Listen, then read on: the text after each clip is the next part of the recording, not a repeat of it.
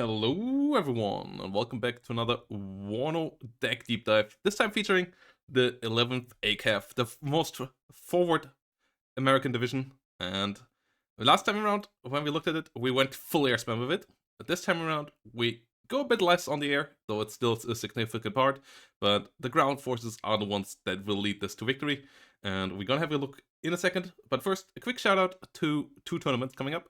First, the May Swiss 2v2 tourney coming up this Sunday. It's gonna be a one-day tournament, as per usual with these, where you will play all 5 rounds, as it is in the Swiss format. So if you sign up, you're gonna play the whole round. There's no elimination, and you can pick your divisions that you want to play, and no big pick and bans. So the divisions you pick, you're gonna be able to play.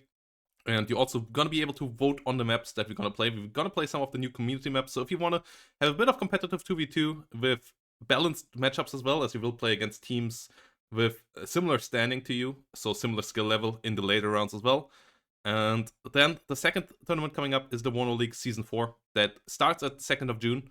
And we already have a good amount of signups, but there are still a good couple of slots open. So if you want to get your foot into competitive 1v1 WARNO, no matter if you're currently ranked 10, 100, or 2000, there is a good spot here for you, as this will be split into 4 skill levels as well. And you will have a fair competition and good 1v1 games in each of those. So yeah, if you're interested, check that out. Link down below. And let's get into the 11th ACAV. Starting with the logistics tab, where we have the Humvee CP that now is 3 availability since a buff lately, and that makes it pretty viable. Iltus Führungs is only having 4 hit points, the Humvee has 6, so that's why we take them here, though the difference is pretty minimal, so if you like the Iltus a bit more, you can go for that. Unimog and UH-60A are good options as well. So yeah, those can go quite nicely in hand here as well. And then we come to the infantry tab. Those are pretty limited here though. Like, this is really where the divisions is struggling. And we have 4 pretty important infantry units here. And yes, the artillery tab and the helicopter tab ain't massive. 2 logistic cards are fine. Here, the 3 cost slot is pretty expensive as well though. And yeah, the Panzer Grenadiers, mech rifles, those are your slow ones. The Panzer Grenadiers coming in a Marder, really important that you have some cheap IFV. And the mech rifles only come in M113. So the dismounted troopers here, in the Humvee especially, that comes with fast road speed, is essential to get into spots early on. Has an 84, so can defend the slot nicely as well. And the 3 MGs plus the 3 M16s, yeah, really helpful. Heimatjäger on the other side, 9-man squad, pretty good on the defense as well, but with the reservist, they gonna struggle in anything aggressive. With the buff to reservists, these will be pretty relevant soon as well. Currently, they're still quite decent already. So Heimatjäger here, just for the numbers, like getting 12 extra guys to run around is pretty key here, just so that you get the numbers, as you're already really low. 29 is far below where you want to be. Usually you want to be 40 to 50, so 29 really is a lot below that. Artillery tab is quite limited as well. We only take the M109 here, and we take the German one as it has better range than the American one. So if you put them next to each other, the German one has 6 kilometers more range. That also means better accuracy, as all of them have the same accuracy at their own max range. And the closer you get to your vehicle and the closer you get to the target, the more accurate the gun gets. So the M109 at 1800 is more accurate than the M109 in the American one at 1800. So the M109 German one here for 5 points is the pick. Tank tab is fantastic. Yes, it looks small with only 14 units in it, but most of those units are 2 vet M1A1s, and 2 vet M1A1s really do bring a lot of bang. Good rate of fire, great accuracy, great aim time. These things absolutely roll. Even can bring a leader like that. 6 leaders is enough, so getting one here is pretty nice. And yeah, at the other side, Jaguar and the M728 Cav here doing a pretty good job as well as support vehicles. Especially the Cav is essential here, as yeah, you need something to support your infantry. This thing does that well, stunning down enemy infantry with the first shot so that your infantry can then shoot them up. And yeah, just being really solid fire support. The Jaguar is good on open fields, shooting down enemy IFVs that try to push enemy light tanks for a decent price as well with the great TOW2, so that you have something that can deal out some damage on the long range without being on an absolute premium.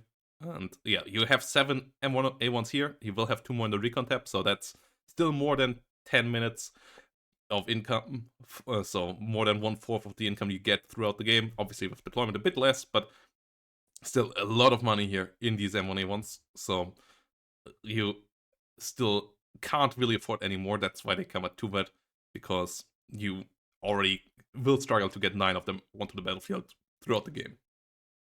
Logistics tab, Recon tab, starts with some scouts, and here the scouts don't have AT weapons. That's a major issue of the American ones, but at least they're pretty cheap, and they come with an Humvee AGL. The AGL here is key as fire support, so that's why we bring these around. They can help out a bit with optics as well, but the 40mm grenade launcher is the important part, so that you have a bit more fire support against enemy infantry.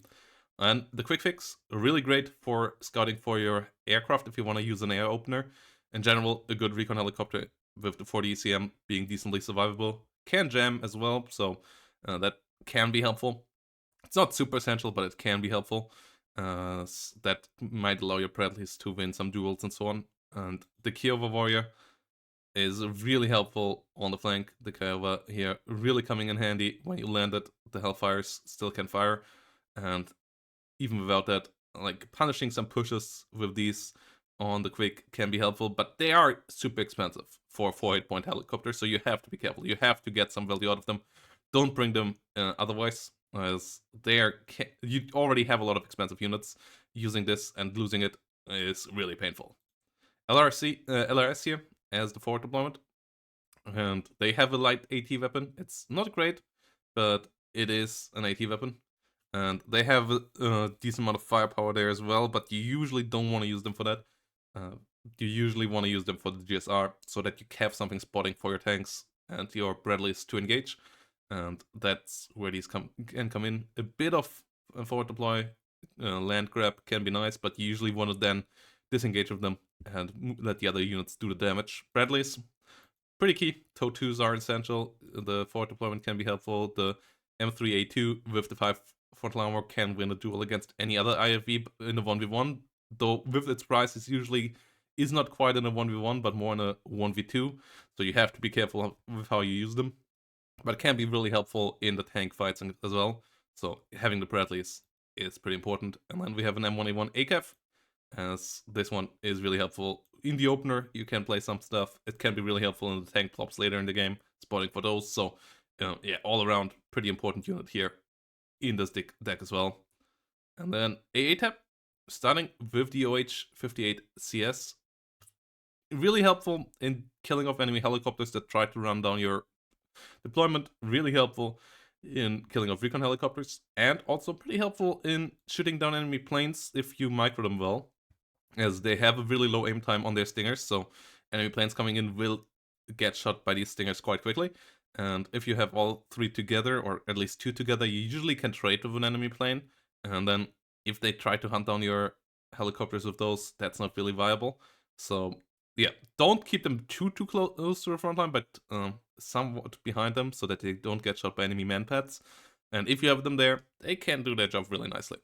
Stingers, we bring it 1 vet. That's a mistake here, so that they have a bit lower aim time. Yeah, just normal stingers do their job. And the Ihawk, really important to get air dominance, which is key with this deck. So Ihawk is super important unit in this deck. And you take them at 3 availability, as you only get 1 card, so you want to have as many as possible. The stun power of it already is good enough that you don't necessarily always need to get hits, but obviously if it hits, it does really well as well there. Helicopters, we have first the H1F Hawk, another unit to help out your struggling infantry tab by just shooting rockets at enemy infantry units, killing those off, and yeah, just hunting down light targets. Can be helpful to overrun a lonely ATGM position or so as well. So yeah, the H1F Hawk here, pretty key there, and the Cyanide then with the TOW2 to punish overly aggressive vehicles and yeah, hold some flanks. but still having a decent amount of Hydras, more than the normal Toe Cobra, so it can help out against lighter units as well, can help out killing off some infantry, but not quite as well as the Hawk. And then we come to the air tab, which is really fantastic, as it brings good fighters. The F-16C AA, ever since it went to 220 points, is pretty decent. It gets good missiles, especially the A9M is a good one. 30 ECM is nice as well. It is pretty agile as well. F-16C AA2, getting more missiles out is pretty helpful, so that you just can shoot more at the enemy, and is really good helicopter hunter too. And then the A10s here can be used for aggressive openers, can be used for air spam in the late game. To enable that air spam in the late game, you have some seed around as well, can help in the air with the AIM-9Ms it has, can help against enemy air defenses. So that is pretty key. And the LGB, not here to smack tanks, that's what the A10 AT does, but more so here to help also out against infantry, smacking individual infantry units, smacking enemy IFVs that are in nasty spots and then can come around. It's pretty pricey for that, but as the bombs drop individually, being able to kill those kind of units, 2 of those kind of units in one run, can be quite handy, and it can defend itself and help out with the air dominance as well, so pretty handy there as well. The other air units here, not really that great. The F-16 AT with 4 Maverick is pretty nice, but I'd rather take the LGB that also can take out an infantry unit on the pinch, because that's an issue for this deck. So let's talk strengths and weaknesses. Strength, number 1 is the air support, and especially if combined with the helicopter, that is really fantastic. Strength number 2 is the fantastic Recon tab that also gives you a bit more forward power than your normal tank tab. So you can be a bit more aggressive here with the good quick recon helicopters, with forward deployed tanks, with absolute like airborne forward deployment with the LRS. So that can be quite handy. And then in general, it just has strong MBTs, and that is a really good thing as well. And the weaknesses, obviously, biggest first one is the lack of infantry numbers, just low amount of infantry. Second is the lack of any cheap tanks, like even an M1, normal one, would be fine. An M60 would be great, fantastic in this deck, as you just like a bit of the basics here in this deck, and that often leads to you having way fewer units on the front line than the enemy, especially if you also go into the air a bit. And that is an issue that you have to come up with. Your high capacity units can deal with that, can kill off higher numbers on the enemy side, but it's not super easy. You have a couple of affordable units as well, so it's not impossible. I think this is the strongest American deck right now, but it's not super easy. And then I think the third weakness is just a bit of a lack of artillery in this version of the deck. And yeah, the stuff you can get here is not fantastic, though that one is a smaller one. M1 Alliance are decent, but yeah, that's the third one here. So let me know down below what you think about 11th ACAV, if you would rate them as highly as I do, with around 8 here and the best of the American decks that we currently have, and what you would change about it, maybe as well. And see you in the next one, guys. Thanks for watching.